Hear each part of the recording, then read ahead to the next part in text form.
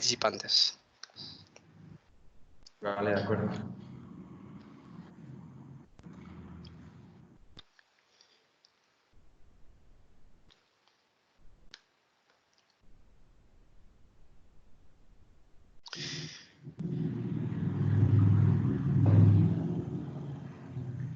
Buenas noches a todos. Damos oficialmente inicio al módulo número 6. En esta ocasión tenemos a dos guest lectures, dos invitados muy prestigiosos de México ambos. Uno es el ingeniero Antonio Serrano y el otro es el ingeniero Luis Fernando Rodríguez. El ingeniero Antonio, ingeniero y maestro en telecomunicaciones de la Universidad Autónoma de México, cuya licenciatura está enfocada en requerimientos generales para desarrollo de CubeSats, y su tesis de maestría en Software Defined Radios para proyectos de CubeSat de observación terrestre. También pertenece al Small Satellite Project de Space Generation desde 2007 y actualmente labora en la Agencia Espacial Mexicana dentro de la Coordinación de Desarrollo Tecnológico. Así que démosle la bienvenida a Antonio y estamos ansiosos de escuchar tu presentación, Antonio. Gracias Ángel. ¿Inicio de una o espero un poco? Sí, puedes compartir tu pantalla, por favor. Vale, súper.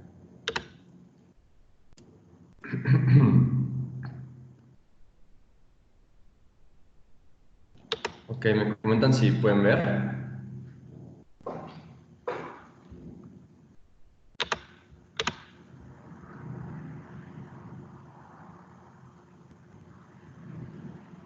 Ahí Todavía debe no. estar la presentación en primer plano.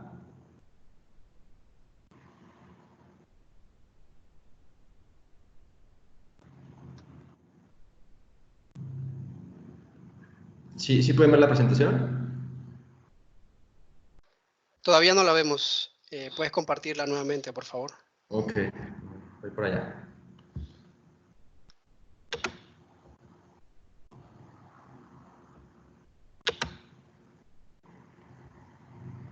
Ahora sí, perfecto. Ok. Adelante. Vale, perfecto. Pues nada, antes que otra cosa, muchas gracias por la invitación al grupo de la Universidad Católica de Santa María la Antigua y sobre todo a ti, Ángel. Es un gusto estar aquí colaborando en intermedio del Space Generation Advisory Council. Y en esta ocasión, bueno, tengo el placer de comentarles un poquito sobre una parte de mi trabajo de maestría que desarrollé en UNAM. De hecho, esa parte de la presentación se basa en ese trabajo de maestría.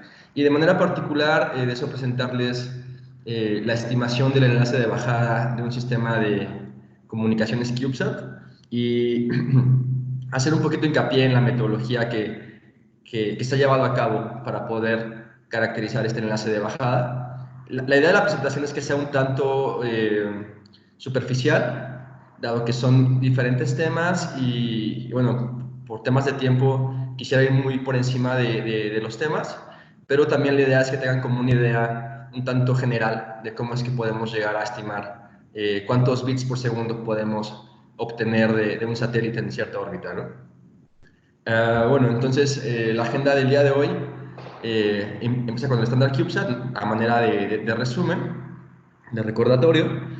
En el segundo tema hacemos un poco hincapié en el análisis orbital y finalmente hablamos un poco del análisis de comunicaciones. Comenzando con el estándar CubeSat, como ya muchos de ustedes sabrán, tanto por lo que ha comentado Ángel en las clases como de manera general, pues hablamos de un estándar que nació cerca del año 2000 con apoyo del profesor Robert Riggs y Jordi Puig en Estados Unidos. Como primer instancia nacen como proyectos educativos para poder concluir proyectos satelitales en menos de 2 años. Nacen como proyectos de 1 unidad y 3 unidades, pero conforme ha pasado el tiempo hemos visto cómo se han ido propagando tanto en los ámbitos comerciales como industriales del sector satelital. Las aplicaciones, bueno, sabemos que son diversas. Aquí simplemente es un esbozo muy general de lo que se puede conseguir o se ha conseguido con el estándar CubeSat, haciendo, por ejemplo, análisis atmosféricos, también aplicaciones enfocadas al arte, a la observación infrarroja, a la propulsión. de lo más común, la demostración tecnológica, y de los más importantes al día de hoy, desde mi punto de vista, por ejemplo, tenemos la exploración interplanetaria con los proyectos Marco, lanzados en el 2018, y también observación terrestre, que es uno de los puntos importantes de esta presentación, y ahorita les comento un poco más de esto. El estándar CubeSat, el primer lanzamiento CubeSat tuvo lugar en el 2003, y de 2003 a la fecha se han puesto en órbita más de 1100 satélites de este tipo, de 1 unidad, 2, 3 unidades, 6, hasta 12 unidades. Y se pronostica, según SpaceWorks, que es una empresa de consultoría de información satelital, que de hecho me gustaría compartir un poquito más de esto. Cada año SpaceWorks publica un reporte enfocado a nano y microsatélites por abajo de los 50 kilogramos. Lo pueden encontrar en spaceworks.aero. Y justo aquí es un reporte, un esbozo general, ¿no?, de el estado del arte y la tecnología, cómo ha ido evolucionando en el sentido de los nano y microsatélites. Entonces, SpaceWorks pronostica que en los siguientes 5 años habrá más de 2000 CubeSats puestos en órbita, ¿no? Y esto también tomando en cuenta lo que suceda con las constelaciones de SpaceX y OneWeb, ¿no? También uno de los puntos importantes que yo tomé en cuenta para mi proyecto de investigación es los CubeSats de observación terrestre, que de hecho se llevan a cabo o son producto de una empresa norteamericana basada en San Francisco llamada Planet Labs, la cual desde 2010, 2014, en ese inter de tiempo, comenzó a poner en órbita de manera un tanto masiva, por así decirlo, CubeSats de 3 unidades, como los que vemos aquí en la imagen, con propósitos de observación terrestre.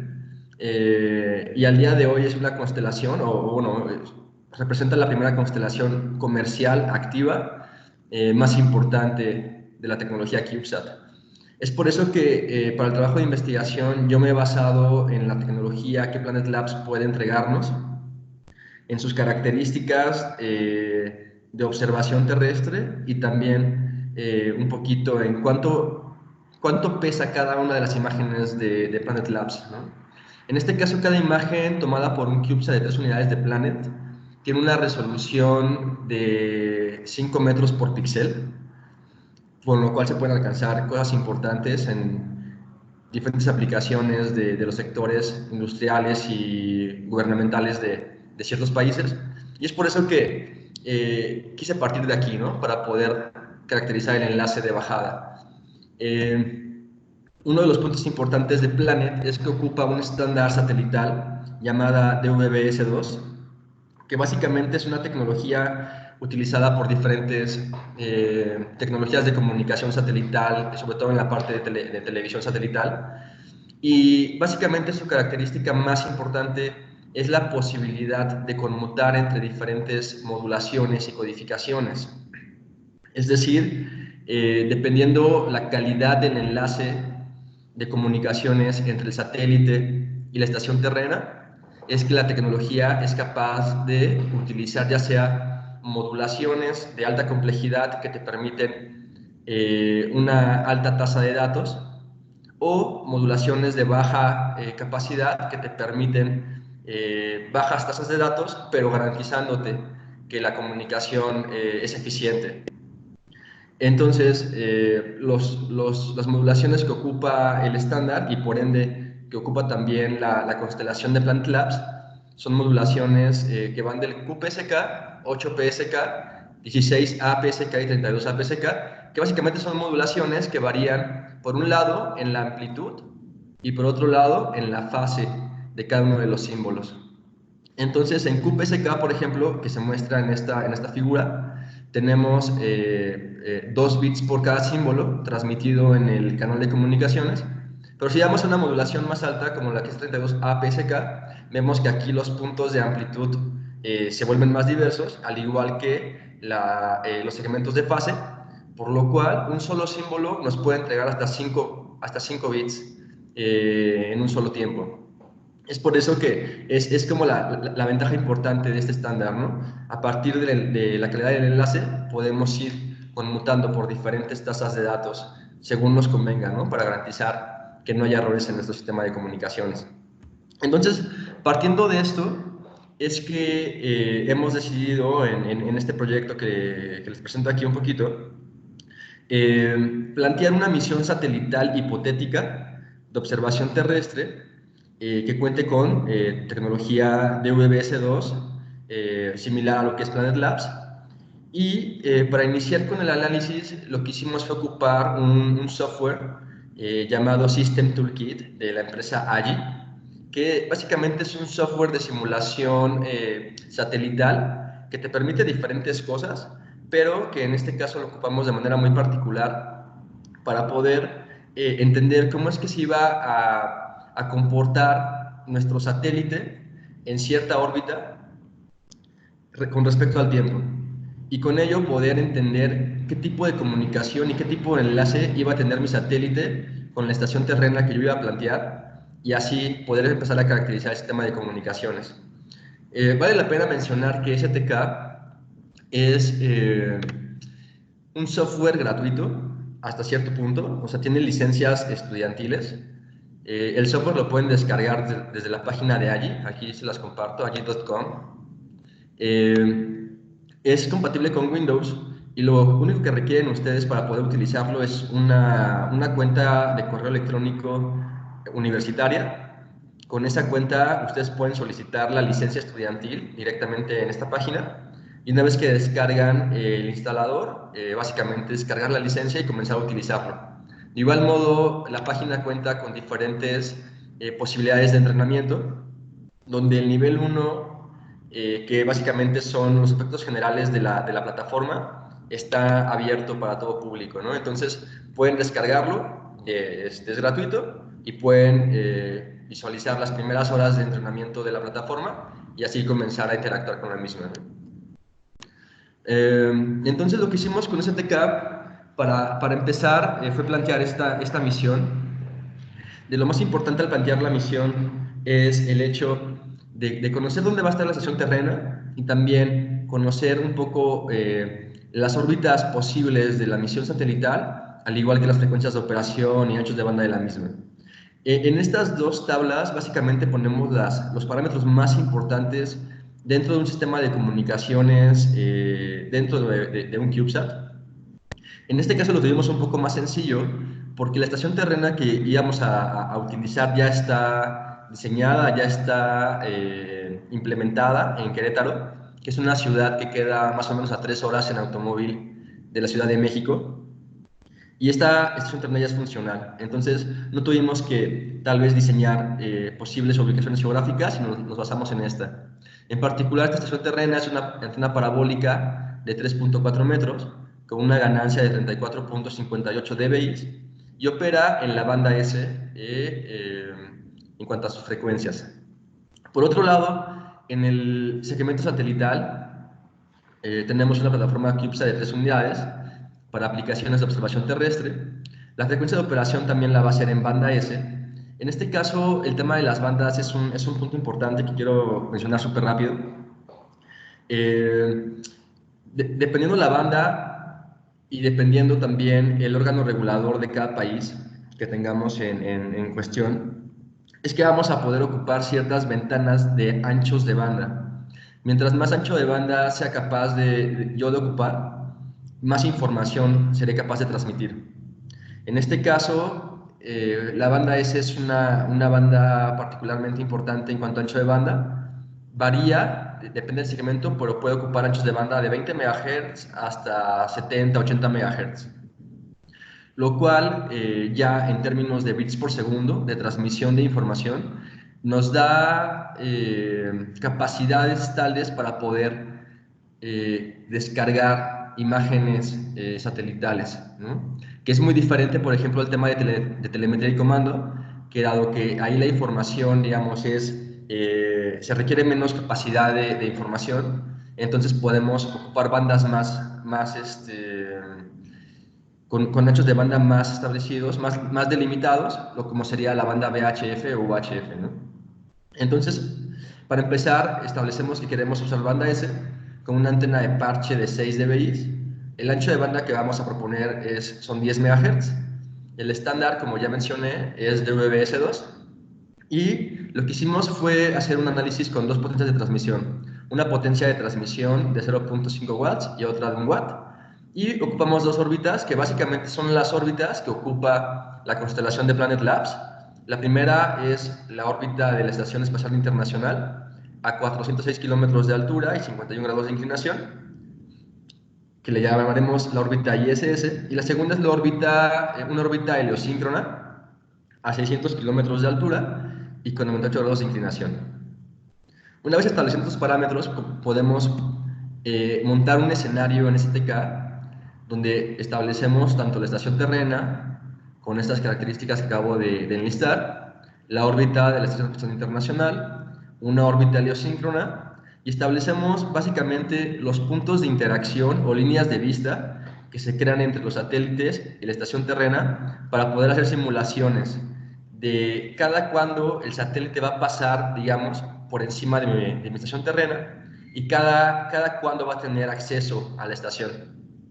En estos términos, lo que hicimos fue hacer una simulación de un año, de enero a diciembre de 2020, con una frecuencia de muestreo de 1 segundo para poder, digamos, tener más claridad o más precisión en las lecturas.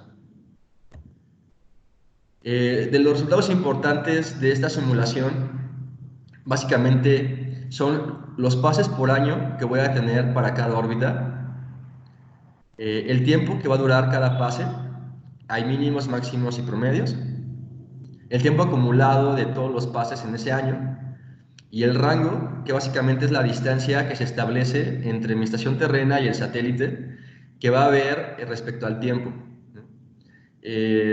También hay puntos mínimos, puntos promedio, puntos máximos, y con toda esta información lo que se pretende es comenzar a analizar la parte de comunicaciones, dado que sabemos que la distancia que hay entre un satélite y la estación terrena nos va a afectar directamente en la potencia de la señal transmitida.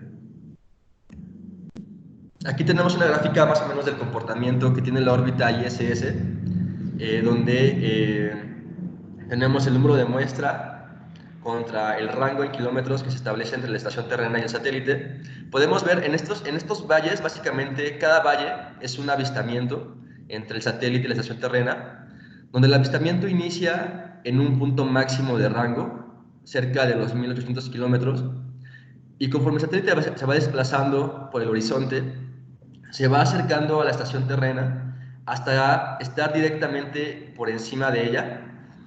En este punto, que es un mínimo absoluto, alcanzamos 400 kilómetros, que es la distancia orbital, ¿no? La distancia de la Estación Espacial Internacional, y después el satélite comienza a alejarse de nuevo de la estación terrena, haciendo que la distancia entre estos siga creciendo, hasta llegar a un punto donde se pierde por el horizonte y ya no hay conexión entre la estación terrena y el satélite. Y así se repite con cada pase, ¿no? Y así durante todo el año de simulación.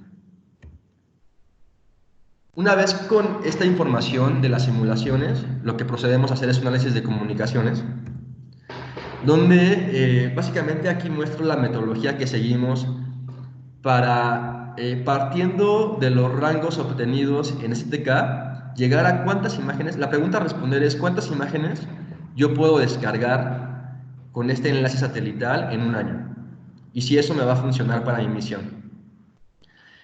Como les comentaba, con STK obtuvimos los rangos.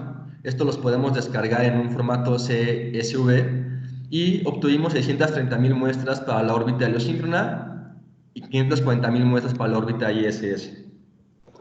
Con esto, posteriormente, lo que hacemos es hacer un cálculo de enlace. Por ahí Ángel habló un poquito de eso hace unas 3 o 4 clases. Estos cálculos de enlace los programamos con MATLAB. Metemos toda la información de STK, pasa por el cálculo de enlace. Con eso obtenemos un valor de SNR, que básicamente es una relación de la señal de la portadora respecto al ruido en las comunicaciones. Y este valor lo convertimos a otro valor muy similar, que se llama ES sobre N0, que básicamente es la energía en cada símbolo respecto a la densidad espectral de ruido. Y esto es importante porque este valor de S sobre N0 es un valor que está dentro del estándar europeo de DVB-S2, que es con el que se rigen este tipo de comunicaciones, y pudiendo conocer el valor de S sobre N0 en cada instante de tiempo, es que podemos entonces decir qué tipo de modulación podemos ocupar, ¿no? Entonces aquí seleccionamos tanto la modulación como la codificación respecto al estándar que se marca por el ETSI, y esto de igual manera lo hacemos con MATLAB para finalmente tener un valor de tasa de datos o megabits por segundo por cada pase en nuestra base de comunicaciones, y por último llegar a la cantidad de imágenes que podemos descargar en una misión satelital de este tipo, ¿no? Básicamente es la metodología que seguimos en este caso, y de manera más puntual, yendo segmento por segmento, en el cálculo de enlace, lo que tomamos en cuenta, aquí no voy a ahondar, pero si quisieran profundizar un poco más en estos temas de cálculo de enlace, Ángel, como les decía, explicaba un poquito de qué iba el cálculo de enlace hace un par de clases, pero también, por ejemplo, yo ocupo o me baso en la información disponible en este libro, que es Comunicaciones por Satélite, de Rodolfo Neri Vela y Salvador Landeros Ayala, y aquí viene todo el desarrollo de cómo se hace este tipo de cálculos de enlace, ¿no? Que toma en cuenta la potencia isotrópica radiada efectiva, que básicamente es la potencia de transmisión de mi satélite, la ganancia de recepción de la antena en la estación terrena o del sistema de comunicaciones en la estación terrena, las pérdidas en el espacio libre, las pérdidas por conectores, pérdidas por absorción atmosférica, pérdidas por lluvia y la potencia de ruido térmico, de manera muy general. Después, una vez haciendo el cálculo de enlace, lo que obtenemos es la relación SNR, la relación señal-ruido del enlace de comunicaciones, y, por ejemplo, aquí tenemos un resumen de lo que obtuvimos con nuestro análisis, ¿no? Donde podemos ver que dependiendo de la potencia de transmisión del satélite, ya sea 0.5 watts o 1 watt, podemos obtener SNRs de 13.06 decibeles contra 16.06 decibeles en promedio para una órbita ISS, y de 10.80 decibeles o 13.80 decibeles para una potencia de 1 watt para la órbita heliosíncrona, ¿no? Todo esto, al igual que todos los puntos de muestreo de STK, se convierten en una cadena de valores muy grande, ¿no? Con lo cual podemos ir alimentando nuestro análisis en MATLAB. Una vez que tenemos el valor de SNR ya determinado para cada instante de tiempo de la misión y para cada pase orbital, lo que hacemos es, como les decía, convertir el valor señal a ruido al valor energía por símbolo, densidad espectral de ruido, y esto básicamente lo hacemos porque las tablas del estándar europeo marcado por el ETSI para DVB-S2 están bajo parámetros de S sobre N0, ¿no? Por eso es que la conversión se precisa que sea así.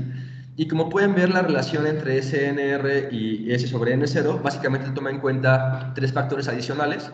Uno es alfa, que es el factor de roll-off de mi filtro a la transmisión, que es qué tan amplio o qué tan ideal es el filtro. Una tasa de codificación LDPC y una tasa de codificación BSH, que estas son dos técnicas de codificación dentro de este estándar, y básicamente toma en cuenta cuántos bits se ocupan para transmitir bits de información y cuántos bits se ocupan para codificar. Ya con esa relación, tomando en cuenta estos parámetros, es que yo puedo obtener esta relación. Y además, un punto importante a mencionar es que estos datos me van a entregar un factor de error determinado. En este caso, el estándar ETSI se rige con un valor de error de 10 a la menos 7, es decir, que por cada paquete que se transmite, yo puedo tener un paquete con error, nada más uno, por cada 10 millones de paquetes transmitidos. Con eso es que yo alcanzo un packet error rate de 10 a la menos 7, y eso es lo que el estándar nos declara o nos recomienda mantener para que las transmisiones sean efectivas y no haya ningún tipo de pérdida entre el enlace de comunicaciones del satélite y la estación terrena.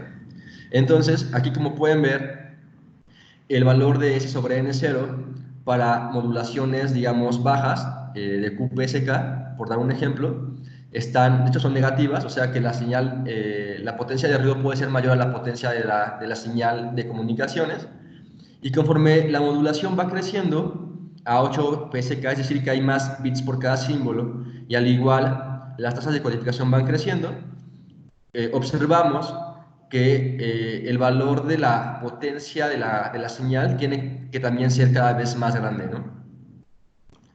Ya con este tipo de parámetros o de relaciones, es que con MATLAB asignamos modulaciones a cada instante de la misión satelital, y con ello lo que logramos fue obtener este tipo de histogramas que nos menciona cuántos eventos de mi enlace satelital va a ocupar cada una de las modulaciones del estándar.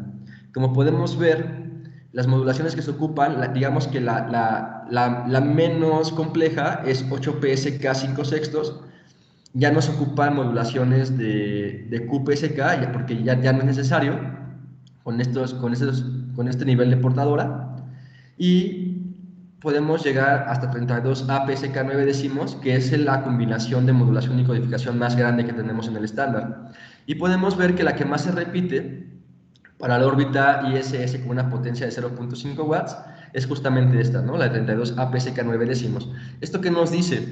Nos dice que la distancia entre la órbita ISS y la estación terrena no es tan importante como para afectar el sistema de comunicaciones y no permitir que se ocupen las modulaciones más efectivas del enlace del estándar de comunicaciones adoptado.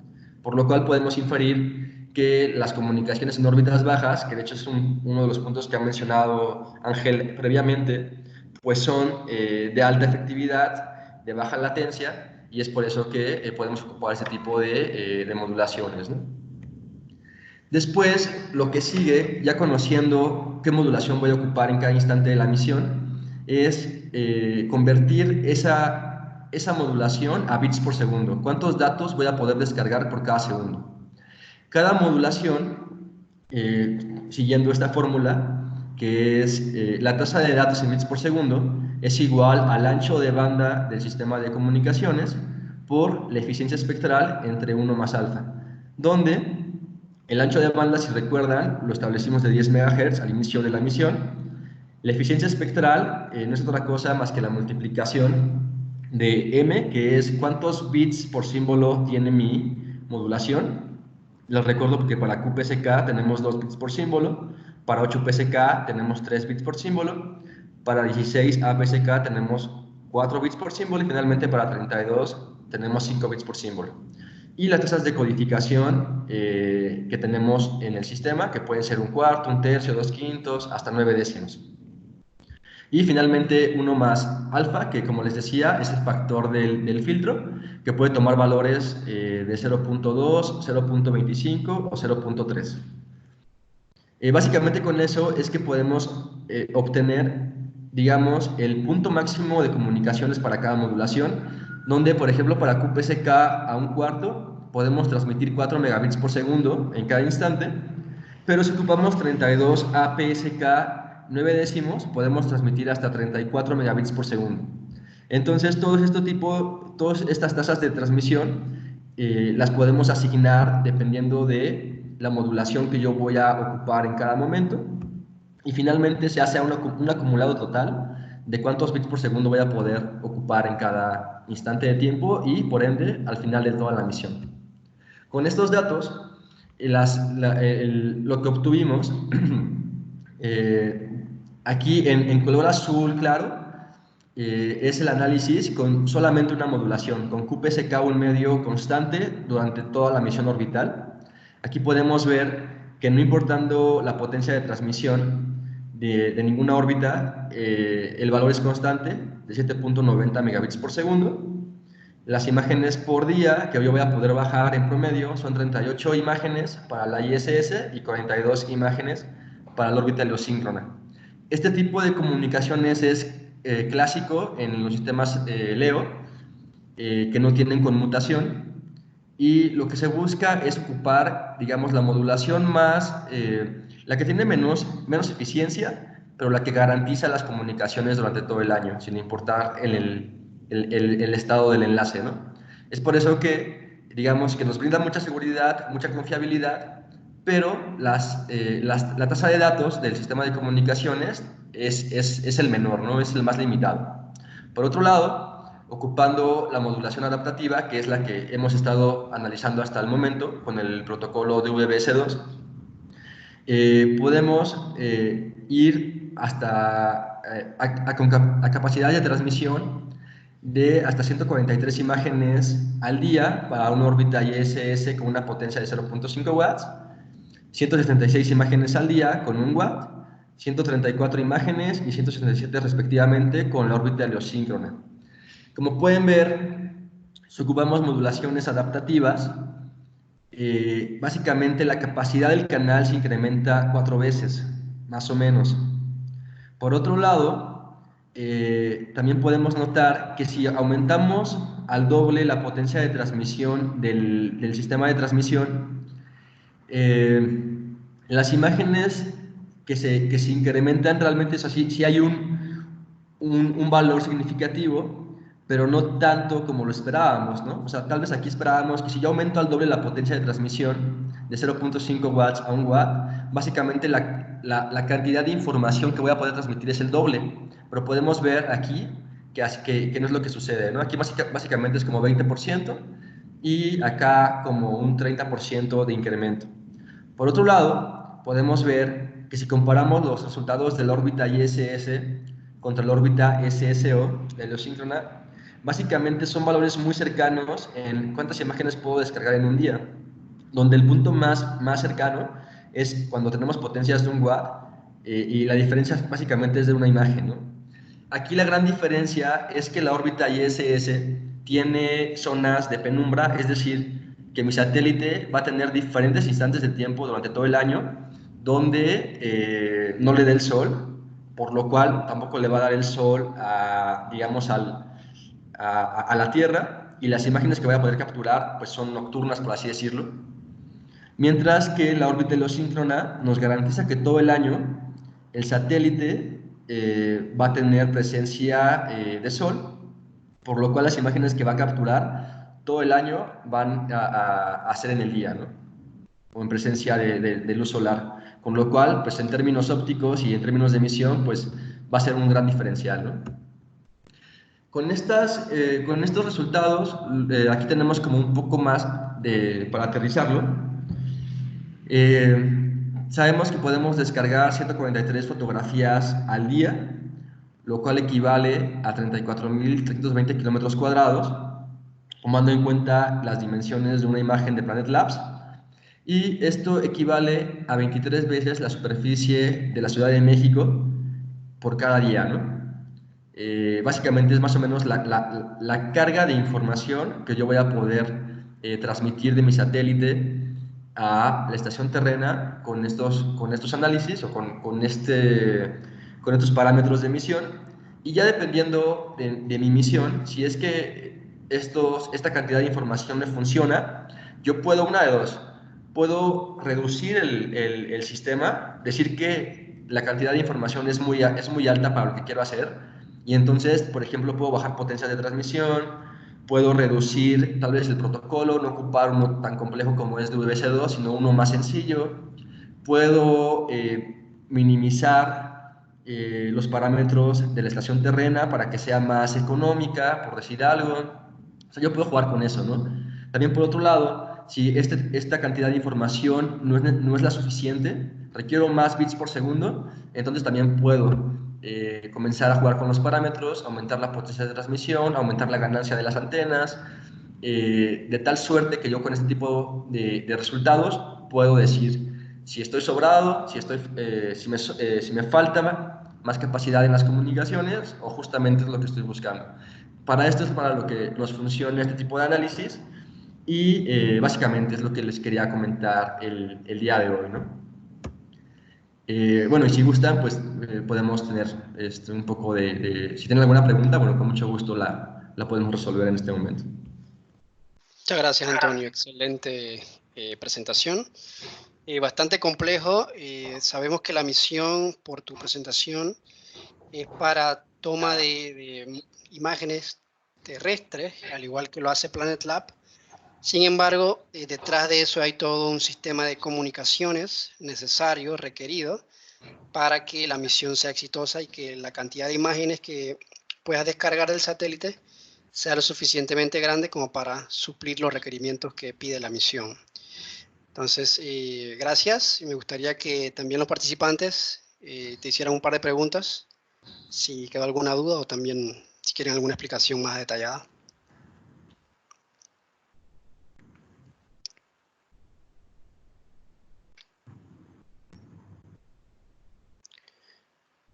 Tú mencionabas que, bueno, esta misión es apenas un diseño, ¿verdad?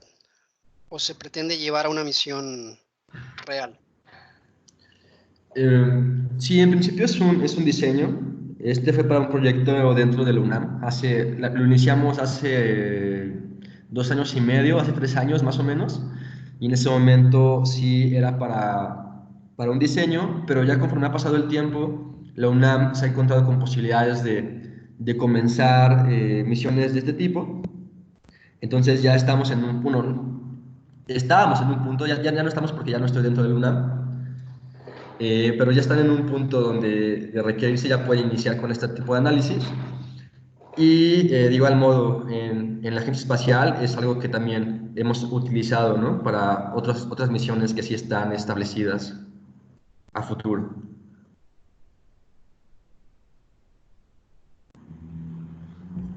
Ok, O sea, excelente.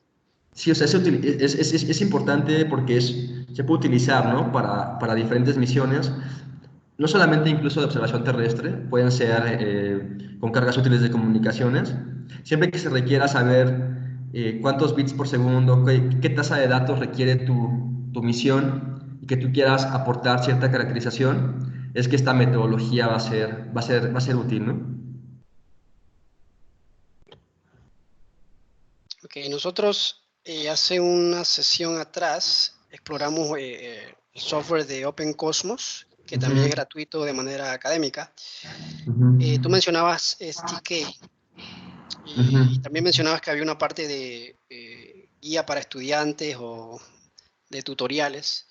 ¿Qué Ujú. tan complejo ves el tema de STK en específico para desarrollo de la parte de comunicaciones, la simulación?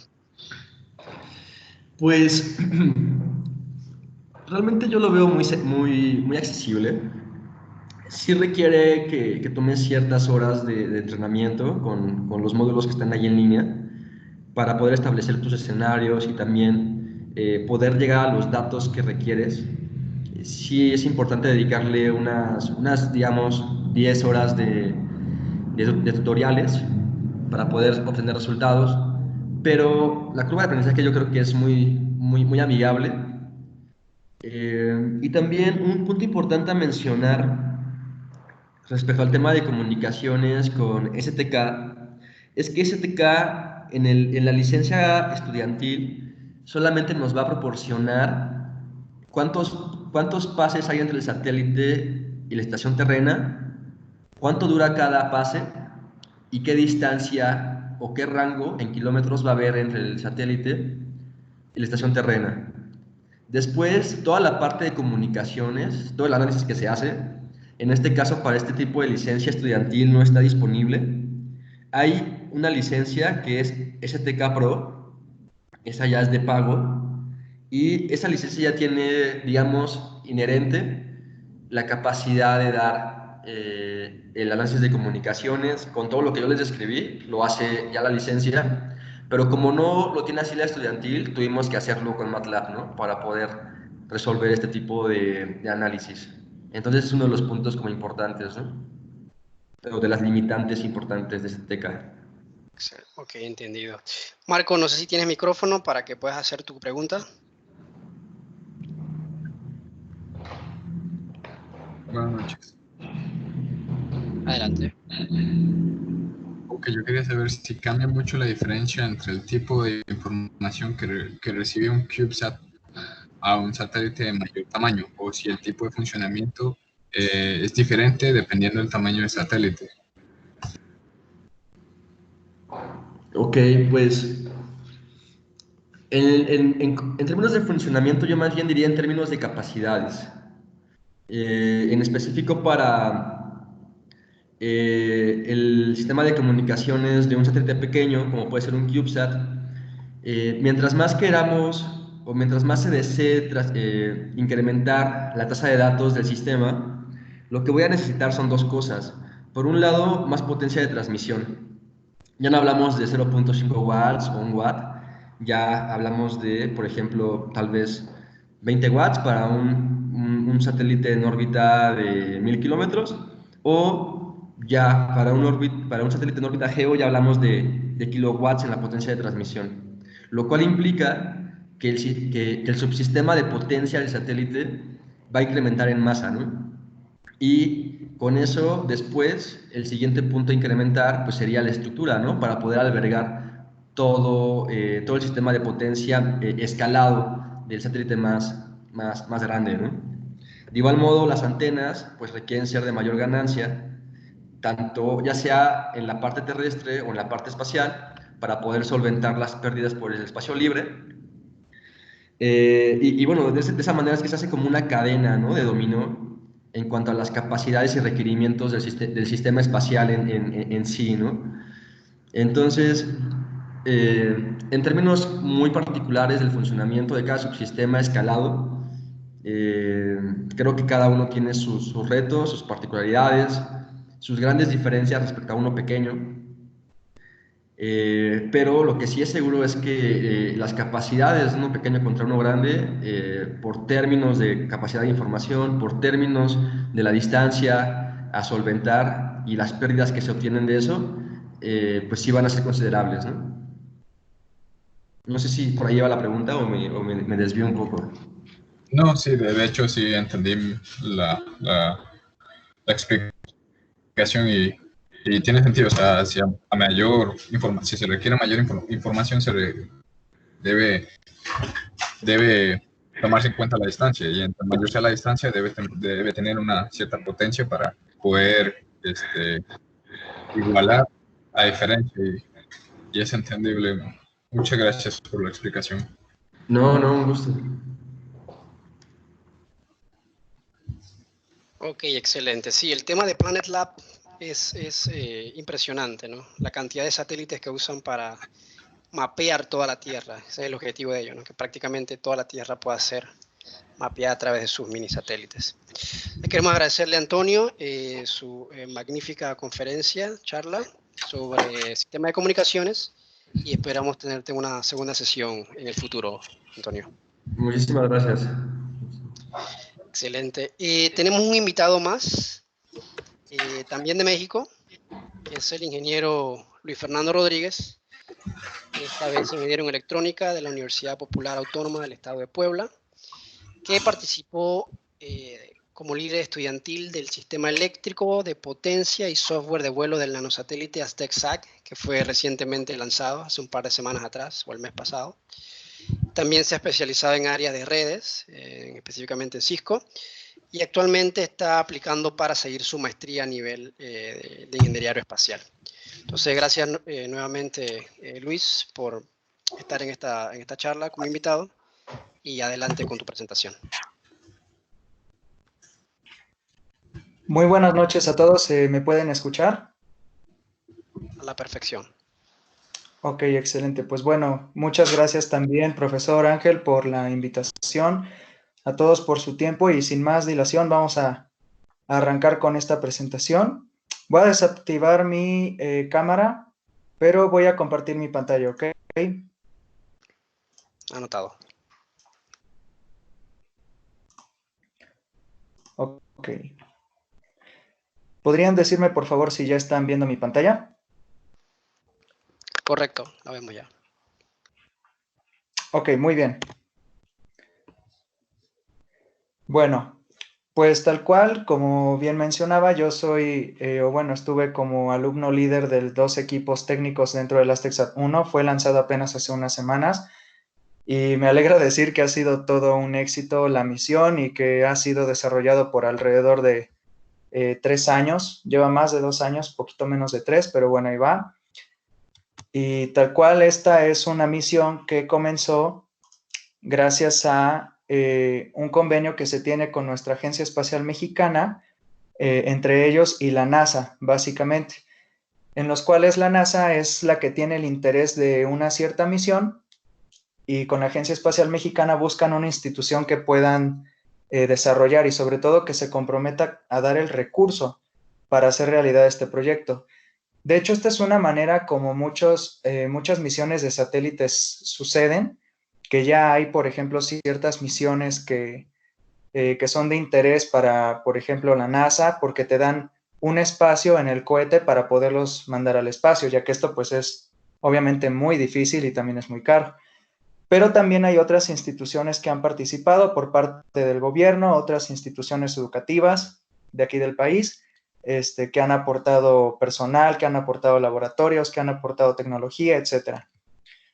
Bueno, continuando con la presentación, la misión del ASTEXAD en sí es poder conectarse con una constelación de satélites de una empresa llamada Globalstar, que están alrededor de 1.400 kilómetros sobre la superficie, y nuestro ASTEXAD está alrededor de aquella que tiene la Estación Espacial Internacional, que son como 400 kilómetros, ¿no? Ahí en Leo. Entonces, lo que sucedió es que, según el concepto de operaciones, 40 minutitos después de que fue lanzado de la estación espacial, pudo desplegar sus antenas de UHF y empezar tal cual las operaciones. El objetivo de esta misión es que no se dependa tanto de estaciones terrenas, porque, bueno, bien lo comentaban hace ratito Antonio, que encuentran a veces avistamientos del satélite, ¿no? Que a veces pasa por las estaciones terrenas y todo, pero luego llega a ser difícil detectar o no sé, pueden darse muchas cosas. Entonces, digamos, esa posibilidad de contactar a tu satélite, pues depende de varias cosas. Y con esta misión lo que se pretende es que se tenga la disponibilidad de información prácticamente todo el tiempo. Esto se logra a través de un módem de comunicación simplex, es decir, que solo va en dirección hacia la constelación de Globalstar, no tiene forma de hacer acknowledgement ni nada de eso. Y bueno, estos satélites al captarlo, lo redirigen a unas antenas enormes llamadas gateways que están alrededor del mundo y ya estas las ponen en servidores de internet. Entonces, este es un loop, una manera en la que puedes obtener tu información que es de interés, además de la que pues te ofrecen de por sí las estaciones terrenas con las bandas de comunicaciones de amateur. Esto es de la fotografía del kickoff, que fue en julio del 2017. Aquí una de las personas que más ha estado influyente, de hecho la persona detrás del proyecto es Andrés Martínez, orgullosamente mexicano, trabaja ahí en la NASA, y pues alrededor están otras personalidades como de parte de la universidad, el rector, que está aquí, la persona más alta, el vicerrector Eugenio Urrutia, director del proyecto, del decano de ingeniería, Hugo Ferrer, un director científico, el doctor Héctor Simón, y el anterior director de la Agencia Espacial Mexicana, que se llama Francisco Javier Mendieta Jiménez. Ahorita ya es, de hecho, el autor del libro que mencionó hace rato Antonio, Salvador Landeros Ayala, es el actual director. Esta es la foto que se tomó en la primera reunión de trabajo. Como ven, somos un equipazo gigante de personas, tanto caras jóvenes como otras tal vez no tan jóvenes, que son profesores, estudiantes de la universidad en de distintas carreras y distintos niveles. De hecho, algo muy importante que se resalta mucho, por ejemplo, en palabras de Andrés Martínez de NASA, es que al ser proyectos de universidades, pues luego uno de los riesgos más latentes es que los estudiantes se gradúan, ¿no? Y entonces siempre hay que tener gente que sepa lo que se está haciendo en el equipo, tener digamos, sombras, le llaman los shadows, de los líderes para que cuando una persona falte o algo pase, Dios no lo quiera, pueda ser reemplazado su trabajo sin resentirlo. Suena un poco feo, pero es para efectos de continuar con el proyecto. Nosotros lo que utilizamos en sí o lo que se nos pidió usar fue la metodología del ciclo de vida de un proyecto. Entonces se compuso de varias revisiones grandes. Nosotros teníamos un panel de expertos que incluía a trabajadores de la NASA, incluía a personal de la Agencia Espacial Mexicana, algunos expertos, por ejemplo, con tecnología de Globalstar, un profesor del MIT, de hecho, y el astronauta, uno de los astronautas mexicanos llamado José Hernández, etc. Entonces, nosotros pasamos por diferentes etapas. Siempre empezamos con qué requerimientos tiene el sistema, que es muy importante, y de ahí vamos evolucionando, madurando el diseño tal cual del sistema, y una vez que ya está completamente bien fundamentado ese diseño, podemos pasar a la parte de integración y pruebas. Algo que se dice mucho es que la NASA, como que la gente piensa que todo el tiempo se la pasan construyendo cosas, pero no. La mayor parte del tiempo se la pasan diseñando. Todo es sobre el papel, todo es sobre maquetas o modelos y simulaciones. Y ya una vez que se tiene todo esto, se procede con la construcción. Esta metodología es totalmente recomendable porque además de que es probadísima, en términos de costo y en términos de tiempo, te salva muchísimo.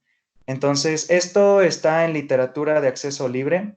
Si ustedes investigan, por ejemplo, el ciclo de vida de un proyecto por parte de la NASA, igual al final de esta presentación les paso un nombre de un curso que está en YouTube que ustedes pueden ver para que puedan ahondar más en esto. Pero básicamente considera estos puntos del diseño, la construcción, las pruebas y al final ya se hace el cierre del proyecto y lecciones aprendidas. También algo muy importante, yo les recomiendo a todos aquellos, me comentaba el profesor Ángel, que hay países que obviamente aún no han tenido como su primer satélite. Obviamente los CubeSats representan una excelente oportunidad y también puede ser desarrollada por gente universitaria, por ejemplo, pero si a mí me dieran la oportunidad de como que ir al pasado y decirle a mi equipo, pues parte de estas lecciones aprendidas, yo les daría este documento que es el CubeSat 101, porque literalmente son los primeros pasos, los conceptos esenciales para quien quiera desarrollar una misión de CubeSat. Entonces, esto está en internet, es libre y se los recomiendo echar una ojeada porque les habla de todo lo que hace falta tener en cuenta, ¿sale? Y bueno, tal cual nosotros desarrollamos el satélite en un cuarto limpio.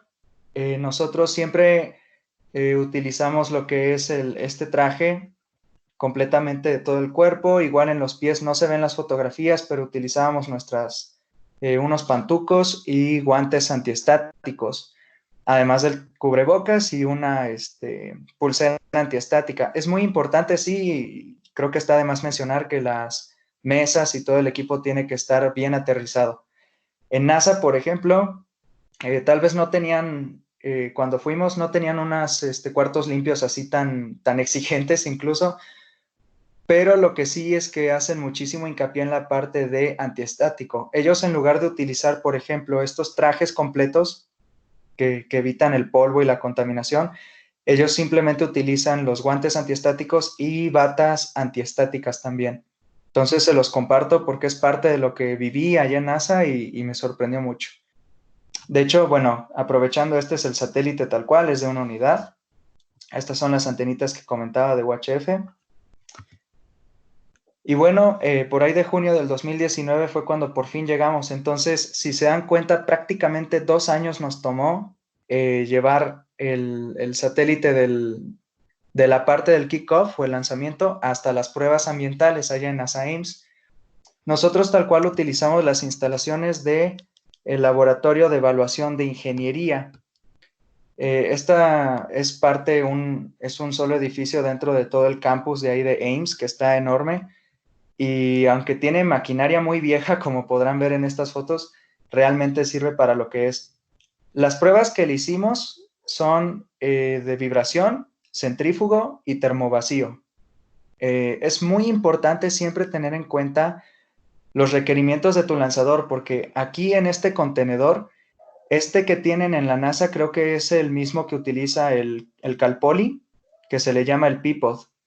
Entonces, siempre tengan en cuenta que sus satélites tienen que ir dentro de un contenedor y que este contenedor o los dueños de ese lanzador les van a pedir ciertos requerimientos, como pueden ser de masa, también de tamaño y por ejemplo, los desplegables como las antenas, si se dan cuenta aquí están completamente plegadas, amarradas con un hilo especial llamado burn wire o alambre para quemar. Entonces, siempre es muy importante que ustedes tengan en cuenta que las dimensiones, el peso y todos los requerimientos del lanzador siempre deben estar en su mente, porque si no llega a estar algo bien, simplemente su satélite no vuela y es ya algo muy crítico, porque hay fechas muy importantes que si no se respetan pueden perder el boleto de ida, ¿sale? Entonces eso es muy, muy, muy importante tener en cuenta. En esta prueba de vibración simplemente pues es una mesa que está conectada a un dispositivo como si fuera una bocina y vibraron al satélite dentro de este pod en X, Y, Z haciendo señales aleatorias y también sinusoidales para saber que iba a aguantar sobre todo el viaje en el cohete, ¿no? Que fue en un Falcon 9. La siguiente prueba fue la centrífuga. Igual dentro del pod lo que hacen es colocarlo en esta mesa giratoria y la empiezan a revolucionar a distintas velocidades, también para asegurarse de que la integridad del ensamble sigue bien y va a aguantar todo el viaje. Y por último, una prueba que es igual bastante interesante es la de termovacío. Aquí estábamos viendo simplemente la cámara, aquí atrásito tienen un tanque de nitrógeno líquido, y tal cual lo que están haciendo es pues calentar muchísimo al satélite y luego enfriarlo demasiado por intervalos de tiempo escalonados para saber que todos los materiales aguantan esa temperatura. Y también termovacío es porque pues prácticamente se llega a una condición de vacío que se pueda simular a la que hay en el espacio. En este aspecto es muy importante que los materiales que tengan no sufran de un efecto llamado outgassing. El outgassing tal cual lo que hace es que hay, por ejemplo, ciertos plásticos que en estas condiciones de vacío como que se expanden y se empiezan a pegar a demás materiales, se adhieren y se hace basura. Entonces, pues bueno, gracias a Dios, pues nuestro satélite no tenía problemas con eso y pasó las pruebas ambientales. Ya por ahí de diciembre, si se dan cuenta, pasó un buen rato, unos cuantos meses, hasta que ya tuvimos el lanzamiento. Lo que siempre te pide el lanzador, que en nuestro caso fue la empresa NanoRacks, es que tú ya tengas todas las pruebas ambientales listas y el voto de que está aprobado tu satélite meses antes de que ya sea el lanzamiento. Entonces, pues todas las pruebas, como les dije, fue allá en NASA Ames, que está en California. Posteriormente fue la integración en Houston con el lanzador y así se mantiene el satélite sin que nadie lo toque prácticamente hasta que ya llega NanoRacks, se lo queda, por ejemplo, y se lo entregan a las personas encargadas de cargarlo al cohete, etcétera, etcétera. Entonces aquí está parte del equipo. Por ejemplo, esta persona aquí al lado de Andrés es el actual director de la Agencia Espacial. Este es Salvador Landeros Ayala, parte del equipo UPAE, parte de personal que está ahí en la Agencia Espacial Mexicana y trabajadores de NASA. Y pues bueno, esta es simplemente una imagen de cómo fue el lanzamiento. Yo les recomiendo ver en internet la misión CRS-19, que es la que nos tocó que llevara al satélite. Y pues ya después de que la cápsula Dragón se acopló a la Estación Espacial Internacional por ahí del 8 de diciembre del 2019, hasta el 19 de febrero de este año fue el lanzamiento tal cual. Nos tocó con otro CubeSat de 3 unidades y este rojito pues es nuestro AztecSat. Entonces, bueno, este contenedor que se ve de este lado derecho es el de NanoRacks, tal cual. Ahí es donde tienen metidos todos estos lanzadores y ya de ahí simplemente se abre una puertecita y con un resorte los eyectan hacia la Tierra en la órbita baja. Y bueno, tuvimos el gran placer de que después del timer de 40 minutos que les explicaba al principio, ya recibimos información. Nosotros tal cual nuestro payload son estos, pues estos dígitos hexadecimales, los paquetes de Global Star. Y bueno, ahí es una lista enorme. De hecho, esto fue de los primeritos que se recibieron, por eso no se ve tan grande la barra. Y pues ya.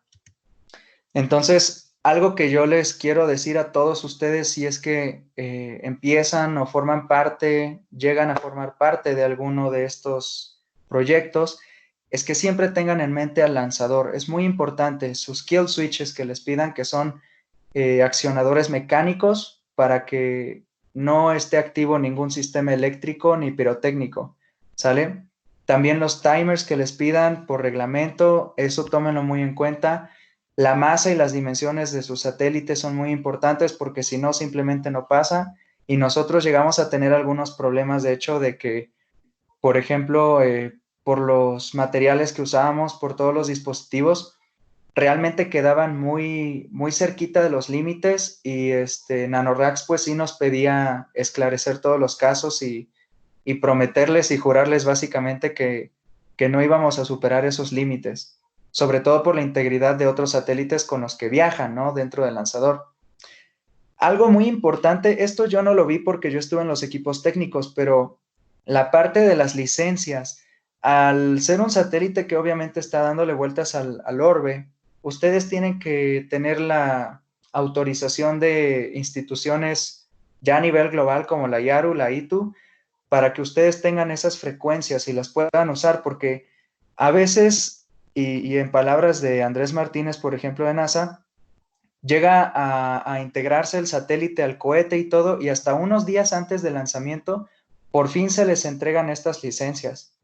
En caso de que ustedes no tengan las licencias de uso de frecuencias como las de radioaficionados, pues simple y sencillamente no pueden contactar a su satélite en sí, ¿de acuerdo? Porque sí es muy importante esto.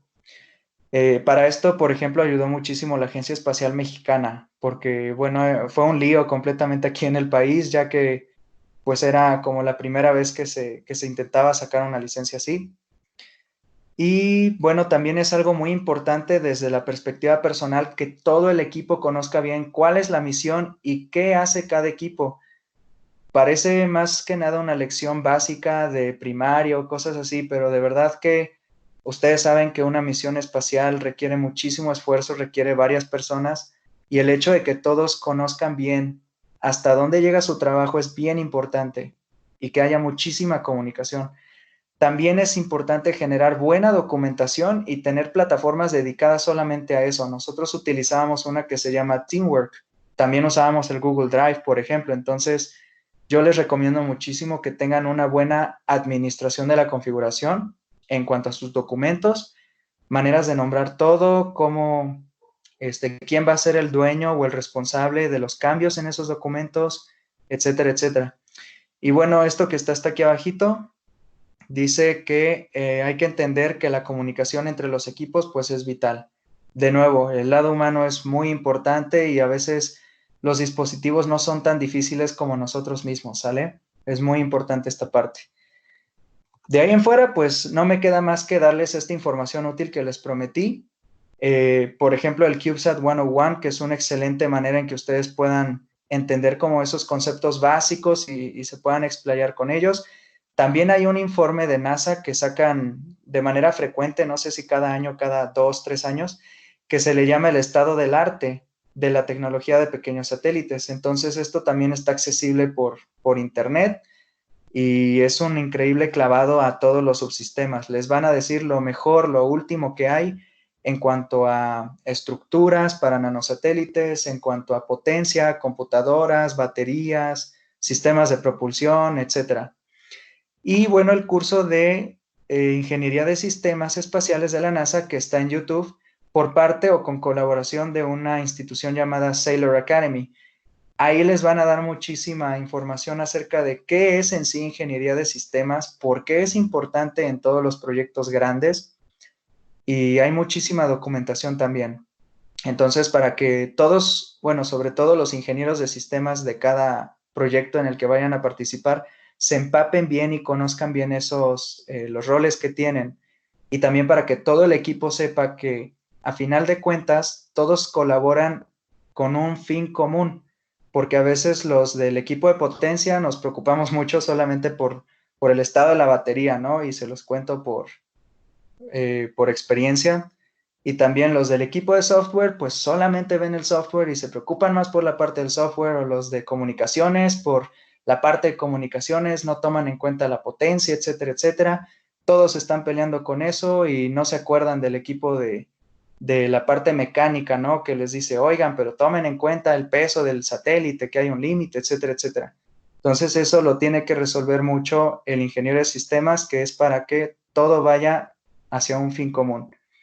Y pues si quieren ustedes saber un poquito más del Aztexat tal cual, les recomiendo pues la página oficial, que es upae.mx/Aztexat. También en Facebook nos encuentran así, Aztexat1 Upae y Misión Águila. Y en Twitter pues @Aztexat1 para que sigan toda la información y vean todo lo que ya hemos hecho. Entonces, pues muchas gracias de verdad por su tiempo, y si tienen dudas, aquí estoy, díganme.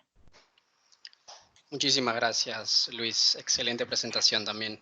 Y qué bueno tener el feedback o la experiencia de alguien que participó durante todas las fases del proyecto, desde el inicio hasta que se dio el lanzamiento. ¿Crees que pudiese repetirnos la misión? ¿De qué se trata? En una de las slides, creo que el segundo o el tercero, mencionaba de qué se trata la misión Aztexat, por favor. Claro que sí. Pues bueno, nosotros tenemos un módem transmisor que es propiedad de Globalstar. Ese se llama en sí STX3, ¿sale? El módem es STX3. Comúnmente se utiliza para, por ejemplo, comunicaciones, pero no vía celular, sino satelital, obviamente, que tienen más cobertura en todo el mundo.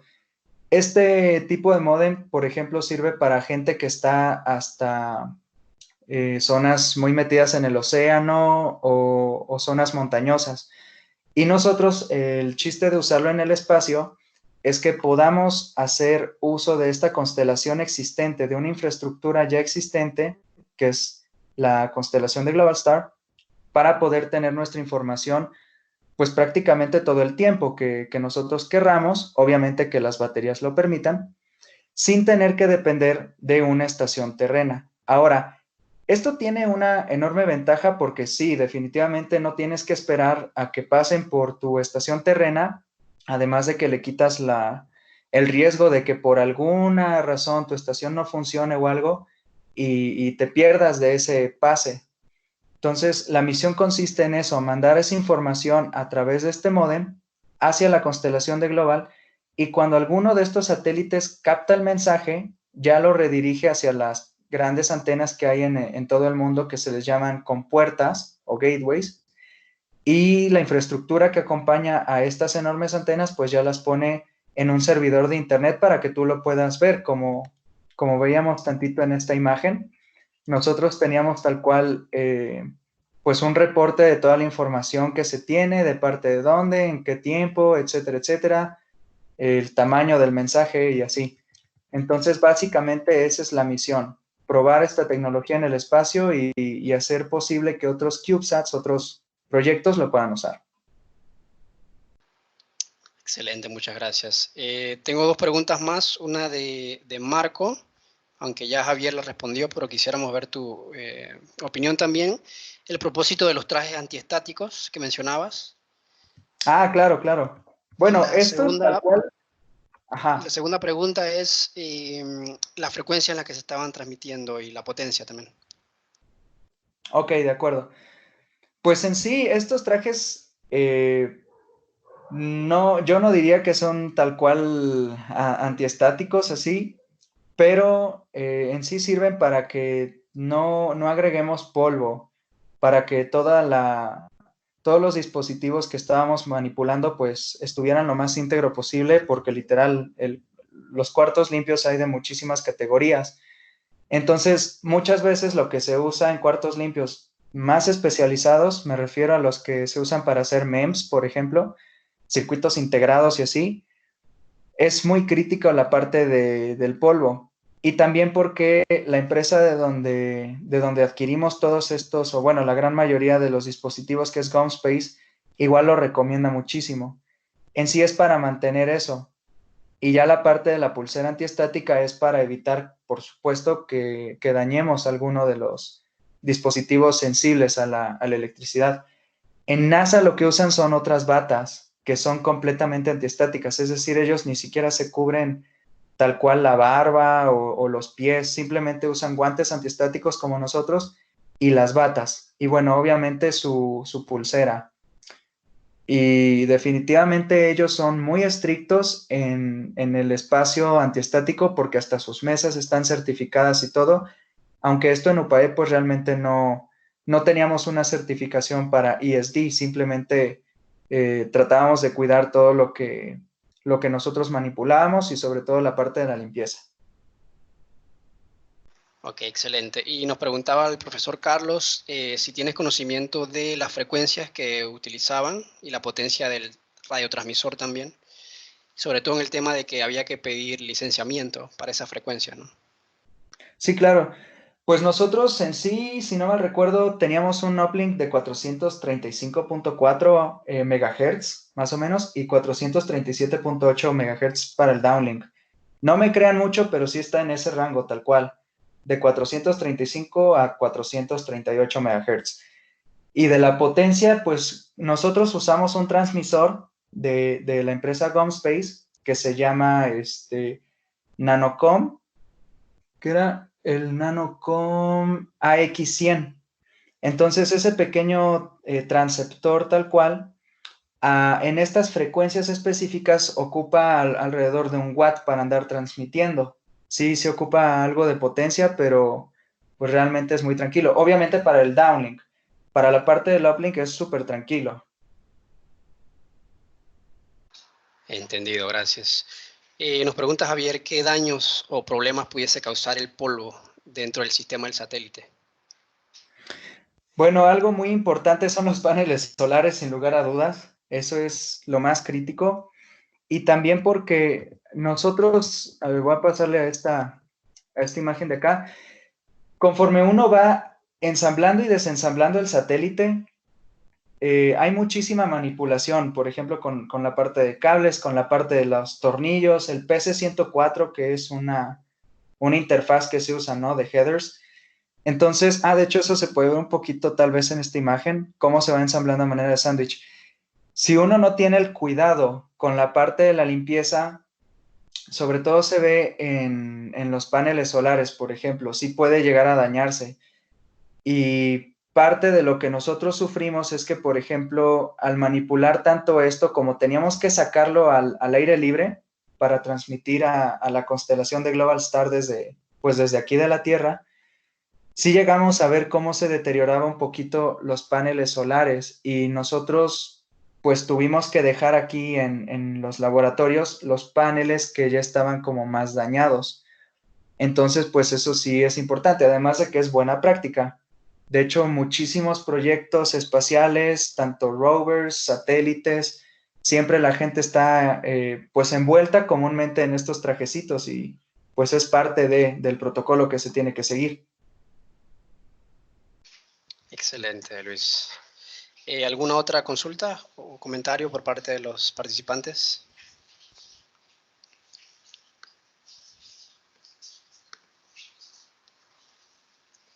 ¿Podría darnos información técnica sobre los paneles solares? Parece que el cubo entero tiene paneles, o sea, las 6 caras tenía paneles solares. No Imagino que, precisamente, ajá. y que si Bueno, estaba en una órbita de 400 kilómetros, ¿cuánto era el periodo orbital? Si era más o menos de 90 minutos, o cuánto era la órbita. sí. Nosotros calculábamos 91.57 minutos en sí para dar una vuelta a la Tierra, como pues naturalmente en la órbita le va al iniciar. Y con respecto a los paneles solares, ustedes ven aquí la tapita roja, esa es la única cara que no tiene un panel solar porque aquí está la antena, abajo de esta tapa, la antena del transmisor de Globalstar. Entonces, tal cual nosotros teníamos 5 paneles solares en el resto de las caras del cubo, cada uno de ellos produce una potencia de salida de 2.4 watts comúnmente en Leo, pero completamente dado, o sea, teniendo al Sol de frente perpendicular, el satélite llegaba a darte, bueno, más bien el panel solar 2.7 watts, que es pues lo común. Y las baterías, por ejemplo, si no mal recuerdo, cada una, porque son 2 baterías, eran de 3.4 volts, que estaban en serie, las 2 baterías tal cual de GomSpace, entonces pues ya se aumentaba un poquito el voltaje. En las mejores condiciones siempre la batería te daba como unos 7.8 volts, y en cuanto a la capacidad que tenía para dar en corriente era de 2600 miliamperes por hora. Entonces, bueno, algo también muy importante y sobre todo de la parte del equipo de potencia, con respecto al presupuesto de potencia o power budget, es que nosotros siempre jugábamos con digamos, una capacidad máxima de 19.24 watts hora. Y obviamente íbamos jugando con los diferentes modos de operación del satélite. Entonces, pues, para esta misión era bastante demandante en cuanto a potencia, pero sí aguantamos. Excelente, gracias. Una última consulta por parte de Marco. Importante lo que él pregunta. Si a pesar de estar en un salón que evite la contaminación, si existe un proceso final de limpieza, por ejemplo, antes de ya lanzarlo. Sí, claro. De hecho, bueno, cuando se fue allá a las instalaciones de NASA Ames y ya se terminaron las pruebas ambientales, nosotros lo que hacemos literalmente es agarrar pues paños que no sean, que no rayen a los paneles solares, y los íbamos humedeciendo con un poquito de, no me acuerdo el líquido, la verdad, alcohol isopropílico es lo que usábamos. Y le hacíamos una limpieza a todos los paneles, obviamente con mucho cuidado en movimientos circulares, en ambas caras a los paneles, también a todos los elementos, tanto mecánicos, los tornillos, los postes, las rondanas, y también con cuidado, mucho cuidado a las tarjetas, pero sí era con alcohol isopropílico y un poquito de los pañitos suaves. Eso más que nada es como la manera de limpiarlos, y siempre los teníamos nosotros en estas pequeñas bolsas antiestáticas, porque cuando llegaron a nosotros, pues GomSpace nos inundó de bolsas antiestáticas y siempre las usamos para manipular los elementos del satélite. Pero sí es muy importante la parte de la limpieza. Y disculpa, esta sí es la última pregunta. Sí. Carlos, ¿cuál es el estatus actual del proyecto? Si está enviando imágenes ya o información desde el satélite a la Tierra, y si sabes la velocidad de transmisión. Bueno, tal cual, sí está ya en operación desde el 19 de febrero, como se mencionaba, y sí está mandando ya toda la información a Globalstar, y nosotros pues la recibimos en nuestros servidores. El estatus actual es ese, pero no hay una velocidad de transmisión tal cual, porque la manera en que se programó, esto ya es muy específico de nosotros, pero la manera en que se programó para sobre todo cuestiones de potencia, es que nosotros mandamos un mensaje, un payload de 9 bytes cada minuto y medio en sí, porque sí gasta algo de potencia el transmisor. El transmisor, si no mal recuerdo, sí llega a ocupar como unos 1.5 watts cada vez que está enviando el mensaje, y tarda unos 2 segundos aproximadamente en enviar ese paquete de 9 bytes. Entonces, al enviar toda la información que nosotros queríamos, nuestro housekeeping famosísimo, pues teníamos que tener muchísimo cuidado en cómo administrarlo. Y también algo que tiene Global es que este transmisor, el STX3, lo que hace es que manda tu información en cachitos de 9 bytes cada uno. Si tú quieres mandar un mensaje de, no sé, 27 bytes, te va a mandar esos 27 bytes en 3 cachitos, ¿sale? Si tú tienes solamente un mensaje de 9 bytes, pues excelente, solo usas un paquete. Y lo máximo es que puedas mandar 14 paquetes de 9 bytes cada uno, que se traduce a algo así como 144 bytes. Creo que eran 16 paquetes. 16 paquetes de 9 bytes cada uno, que eran como 144 bytes por todo un mensaje que tú quisieras. Y esto se debe más que nada a su red que ellos tienen. Entonces, pues, tal cual en el manual del transmisor simplex, así viene. Y nosotros cuidando esa parte y cuidando la potencia, realmente no tenemos una velocidad porque siempre está variando. Excelente. Bueno, queremos agradecer tanto a Luis como a Antonio por sus clases invitados, exclusivamente para México el día de hoy.